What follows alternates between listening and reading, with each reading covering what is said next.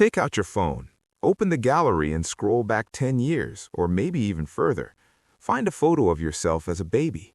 Look closely at that infant. Now answer this question. Is that you? Your immediate answer is likely, yes, of course that's me. But what if I told you that answer is a scientific lie and perhaps the greatest philosophical joke ever played? What if I told you that biologically speaking, you have almost no connection to that baby whatsoever? Welcome to the oldest and most headache-inducing thought experiment in human history. It is a puzzle that shakes the very foundation of your identity, forcing you to look in the mirror and ask, who is staring back? This is the story of the ship of Theseus. Let's travel back to ancient Greece. The philosopher Plutarch recorded the famous legend of King Theseus, the hero who slew the Minotaur. The Athenians wanted to preserve his historic wooden ship for future generations. They docked it at the harbor. But time is cruel.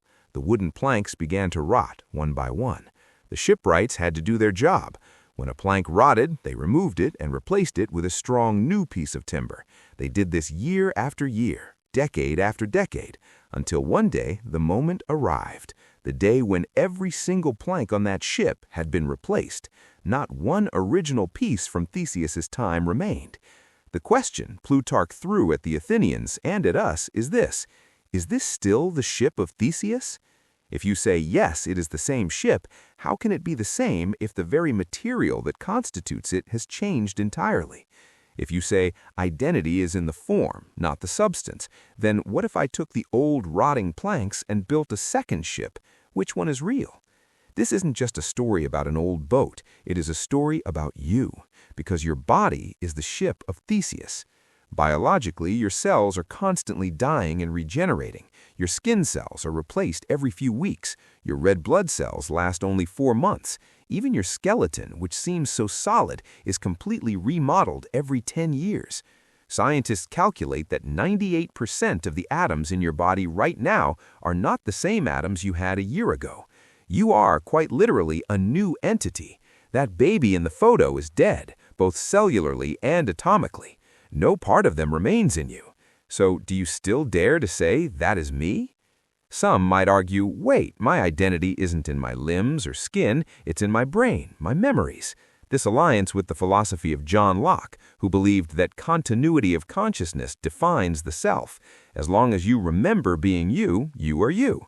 It sounds logical, but modern neuroscience slaps this theory in the face. Memory is notoriously unreliable. Every time you recall a memory, your brain doesn't play a video file. It reconstructs the scene and resaves it, like overwriting a Word document. Every time you visit a childhood memory, you alter it. Your memories are stories you tell yourself, prone to editing. Even scarier is the case of Alzheimer's. If you wake up one day and forget everything, your name, your family, your history, has your self evaporated? If memory defines identity, does an Alzheimer's patient cease to exist while still breathing? This problem extends to personality. You at 15, hot-tempered, loving rock music, and you at 40, calm, gardening, listening to jazz, are you really the same person? If we put those two versions of you in a room, they might not even get along. They have different beliefs, different cells, different memories. The only things connecting them is a name given by society and the illusion that we are a continuous entity from yesterday. This attachment to "this is who I am" is a self-imposed prison.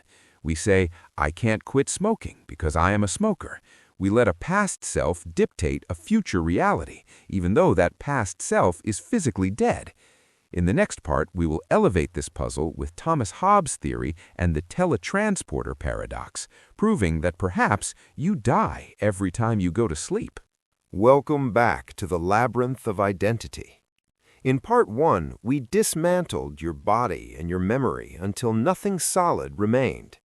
But the headache of the ship of Theseus isn't over. Centuries later, philosopher Thomas Hobbes complicated this puzzle to a terrifying degree. He asked, what if someone secretly gathered all the old rotting planks removed from Theseus's ship, stored them in a warehouse, and then one day reassembled them into a ship? Now we have 2 ships. Ship A is at the dock, made entirely of new wood. Ship B is in the warehouse, made entirely of the original wood. The question is, which one is the real ship of Theseus? If you say ship A, the new wood, is real because of historical continuity, then society defines you, not your substance. But if you say ship B, the old wood, is real because it has the original atoms, then if we cloned you or reconstructed you from DNA, would there be two of you? This problem is modernized in the teletransporter paradox. Imagine a future where we can beam you to Mars. You step into a scanner on Earth, it records the position of every atom in your body, beams the data to Mars, and a machine there assembles atoms into a perfect copy of you, complete with memories.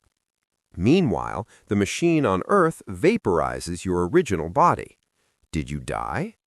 The person waking up on Mars thinks they are you. But if the machine on Earth was delayed by 5 minutes, for a brief moment there would be two of you, one on Earth, one on Mars. If the Earth version is then killed, does the Mars version feel it? No.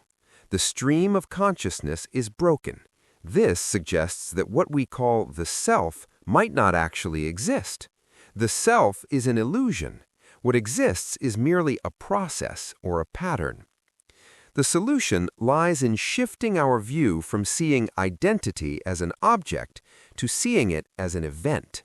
Think of a waterfall. A waterfall is not a static block of water. The water molecules are constantly falling and changing. The water you see now is different from the water a second ago.